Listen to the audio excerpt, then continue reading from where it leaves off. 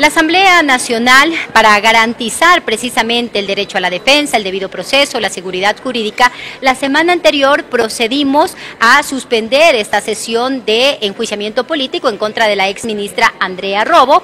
Hemos dado un tiempo, una temporalidad de más de 8 días para que la ministra pueda presentarse. Nosotros, dentro del ámbito de nuestras competencias, hemos ofrecido a la exministra darle todas las garantías y si no podía comparecer de forma presencial, lo haga también de forma virtual, pero no hemos tenido respuesta alguna por parte de la exministra. Recuerden ustedes que nosotros somos juzgadores políticos y necesitamos tener tanto las pruebas de cargo como las pruebas de descargo para tomar una decisión. Y es así que ante la negativa de la exministra Andrea Robo de presentarse ante la Asamblea Nacional, de aportar con las pruebas necesarias que desvirtúen que ella no tiene responsabilidad política, porque recuerden que los funcionarios públicos tenemos responsabilidad tanto por las acciones como también por nuestras omisiones, y evidentemente la ministra Andrea Robo es responsable políticamente y por lo tanto la decisión de la bancada de la Revolución Ciudadana es votar por la censura de la exministra Andrea Robo, y también las otras fuerzas políticas están decidiendo votar también a favor de esta censura en contra de la exministra, porque si bien es cierto, el presidente Daniel Noboa tiene responsabilidad por no haber tomado las previsiones necesarias dentro de esta crisis energética, pero eso no exime que la exministra también tenga las mismas responsabilidades, porque hay que recordar que cuando se le nombró ministra de esta cartera de Estado también se le delegó obligaciones y responsabilidades, y por lo tanto la exministra es responsable políticamente y por ello hemos decidido votar a favor de su censura. Bueno, es evidente lo que se ha reflejado a raíz del juicio político, que ha existido un incumplimiento de funciones por parte de la exministra de Energía. Eso ha quedado completamente claro y es irrefutable en el Pleno de la Asamblea. No existió la contratación adecuada en el tiempo adecuado, no existió la declaratoria de emergencia cuando debió hacerse y por lo tanto hay un incumplimiento de funciones que acarrea en una crisis energética debido a que no se hizo bien el trabajo por parte de la exministra de Energía. Pero el cambio, me refiero, ellos en principio en la Comisión de Fiscalización apoyaron que esto llegue acá y que esto suceda, pero ahora han decidido que sí, no funcione. Bueno, es parte del actuar de la oposición aquí en la Asamblea. Ya hemos visto cómo no son leales a conceptos, a principios, a los fundamentos, argumentos jurídicos, sino realmente aprovechan el momento político, la coyuntura para tomar una decisión. El día de hoy han tomado la decisión de apoyar la censura a la ministra y nosotros pues también vamos a votar por la censura de ella. Este es un juicio que intenta politizarse y hacerse en contra del presidente Daniel Noboa, que es la única persona que ha asumido la responsabilidad de solucionar esta crisis energética, que ha invertido en nueva generación, que ha invertido en mantenimiento de nuestras centrales térmicas e hidroeléctricas y que le va a dar una solución definitiva a la crisis heredada. Eso no lo han podido rebatir en el Pleno de la Asamblea. Por lo tanto, el día de hoy se va a censurar a la exministra de Energía y va a quedar clara la postura de este gobierno respecto a que este es un presidente que ha solucionado, ha tomado las decisiones con valentía, con inversión, con recursos para solucionar la crisis energética. ¿Ya tienen los votos de asambleísta? ¿Ya tienen asegurados los 92 votos que se requieren para la censura? Bueno, depende, ¿no? Vemos que no hay mucha asistencia el día de hoy, también por ser viernes. Es lamentable, pero esperamos que tengamos los votos necesarios para censurar. Pero la exministra dice, y en estos chats que se ven en redes sociales, que ella alertó al presidente Daniel Noboa sobre la crisis energética, pero por la consulta popular no le hizo caso. Bueno, primero, los chats no tienen ningún tipo de validez jurídica, incluso es una violación a los derechos de la exministra. Respecto a cuándo y cómo debe presentar sus pruebas para defenderse. Ella no ha venido el día de hoy a la Asamblea, por lo tanto ella es la única que tiene la potestad de presentar documentos que justifiquen su postura. Esos chats no tienen validez alguna. Y más allá de aquello, la discusión aquí en la Asamblea no es si alertó o no alertó. La crisis energética se avisoraba, era clarísimo que había existido desinversión, que no se había hecho nada en los últimos 7 años de gobiernos, que no existía mantenimiento de nuestras centrales, que hay corrupción enquistada y mafias en las distintas distribuidoras y por lo tanto, más allá de que exista o no un mensaje diciendo, oigan, hay una crisis energética, lo que necesitábamos era una ministra que tome acciones al respecto y que solucione el problema. Lamentablemente tuvimos esos 5 meses en donde no se realizaron esas acciones y los ministros que asumieron la responsabilidad luego hicieron lo que no se hizo. Se declaró la emergencia del sector, se empezaron a elevar los procesos respectivos, vinieron las barcazas, se contrató energía también con Colombia y, en fin, las distintas acciones que han permitido que al día de hoy ya podamos avisorar una solución definitiva de la crisis energética. Pero la responsabilidad no era en principio del gobierno que debía tomar las decisiones que ejecutan sus ministros. Es al revés lo que se le está planteando. Los ministros iban a tomar decisiones a margen del gobierno. La responsabilidad es de cada ministro que asume las competencias de su cartera de Estado, y los ministros son parte del gobierno, ¿no? Por lo tanto, el presidente dio las directrices que puedan tomarse las acciones necesarias para superar esta crisis, que lamentablemente se vio agravada por el estiaje sin precedentes de más de 61 años, que no teníamos esta sequía en nuestro país, pero lo que ha quedado evidenciado, y es por eso que incluso vamos a tener los votos de todo el pleno de la Asamblea, es que no se tomaron las acciones adecuadas en el momento adecuado para superar la crisis, y eso va a quedar muy claro el día de hoy. La posición de la presidenta de que se suspenda la aplicación de la ley con la medida.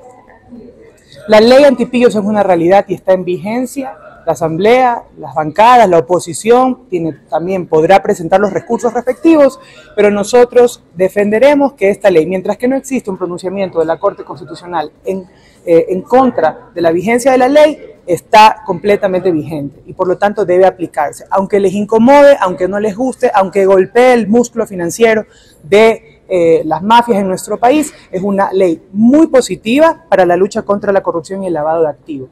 Es una lucha firme del presidente Daniel Noboa, quien va a continuar, y justo en estos momentos, incluso en este momento del año, es cuando más acciones deben tomarse en torno a la seguridad, y parte de la seguridad también es golpear el financiamiento de las bandas. Nosotros nos mantenemos en nuestra agenda de lucha contra la corrupción, de lucha contra el lavado de activos. Es por esto que la ley antipillos ya es una realidad, está publicada en el registro oficial, y nosotros vamos a continuar con más firmeza que nunca esta lucha contra la delincuencia, el crimen organizado y quienes están sembrando el terror en el país. Que este software también fue controlado por el gobierno para poder realizar espionaje a periodistas y otras. Tendrán que demostrarlo, porque aquí en el Pleno podrán decir cualquier cosa para captar un poco de votos y protagonismo en la palestra pública, pero luego, más allá de lo que se puede decir en el discurso, que son expertos para los discursos con tantos años de experiencia como la vieja política estila hacer, otra cosa es demostrarlo con pruebas y contundentemente en las instancias respectivas. La Asamblea Nacional ha rechazado contundentemente esta acción antidemocrática por parte de la función ejecutiva de promulgar vía decreto ley un proyecto que esta Asamblea Nacional negó y archivó de acuerdo a las competencias y facultades que nos dan tanto la Constitución como la Ley Orgánica de la Función Legislativa. Es así que las jefaturas de los diferentes bloques que conforman la Asamblea Nacional solicitaron que se incorpore dentro de los puntos de la siguiente sesión de pleno precisamente el tratamiento de esta acción de la función ejecutiva, que es una clara injerencia de esta función sobre la función legislativa, y allí básicamente lo que se va a tratar es el rechazo contundente a esta actuación, también el rechazo hacia la actuación del director del registro oficial, que ha promulgado 2 veces la misma acción. Primero, con fecha 28 de noviembre, la negativa y el archivo de este proyecto de ley dentro de los tiempos que establece nuestra normativa jurídica, y también después la promulgación del decreto ley enviado con fecha 9 de diciembre por parte de la función ejecutiva, y también el respaldo a esta decisión por parte de la presidenta de la Asamblea Nacional, de quien les habla, de presentar la acción de inconstitucionalidad ante la Corte Constitucional, y también allí presentar esta medida cautelar, esta solicitud de medida cautelar para que se suspenda de forma provisional la recaudación de este tributo, que es lo que en esencia busca este decreto ley, seguir cargando de impuestos a la clase media, a la clase trabajadora, que en este momento está con una economía muy precaria y que han sido muy golpeados por la crisis económica y por la crisis energética. Usted decía ayer, no confiamos en la Corte, pero esperan que actúe pronto, porque la Corte no tiene tiempos, puede ser una semana como en un año, mientras tanto ya se puede publicar, ya se puede entrar en vigencia el impuesto. Bueno, No confiamos en la Corte Constitucional, porque la Corte, no solamente en este gobierno, sino también en el gobierno anterior, en el gobierno también del expresidente Moreno, se ha sometido muchas veces a la presión del Poder Ejecutivo y por eso no confiamos en esta Corte Constitucional. Y también, como lo acaba usted de mencionar, la Corte ha sido demasiado laxa en temas de relevancia, en temas importantes que preocupan a todo el tejido social ecuatoriano. Por eso hemos también adoptado como medida la solicitud de esta medida cautelar, precisamente mientras la Corte resuelve esta solicitud de acción de inconstitucionalidad. Esperamos que nos conceda esta medida cautelar para suspender el cobro de este tributo que empezaría a realizarse desde el mes de enero del año 2025. Esperamos de esta vez que la Corte Constitucional se ponga del lado de los ciudadanos, de las familias ecuatorianas, porque no es que se va a poner del lado de la Asamblea Nacional, sino del lado de la gente que va a ser golpeada con esta nueva carga tributaria. ¿Es político el pronunciamiento que van a hacer hoy? Es un pronunciamiento político el que va a realizar la Asamblea Nacional y que tiene el apoyo, el respaldo de la mayoría de los legisladores y los distintos bloques que conformamos la legislatura. Mismo dice la ministra de Energía, Manzano, que va a haber un apagón energético empresarial por 15 días. ¿Cómo entender estas dos posiciones? Bueno, hay un glosario de contradicciones dentro de la función ejecutiva, dentro de los representantes de las distintas carteras de Estado, hacen un pronunciamiento, luego días posteriores cambian también de postura o de idea, y en la realidad es que el pueblo ecuatoriano ya no puede confiar en una palabra que en este momento se encuentra muy devaluada. Sin embargo, también los equipos, los generadores tienen cuestionamientos.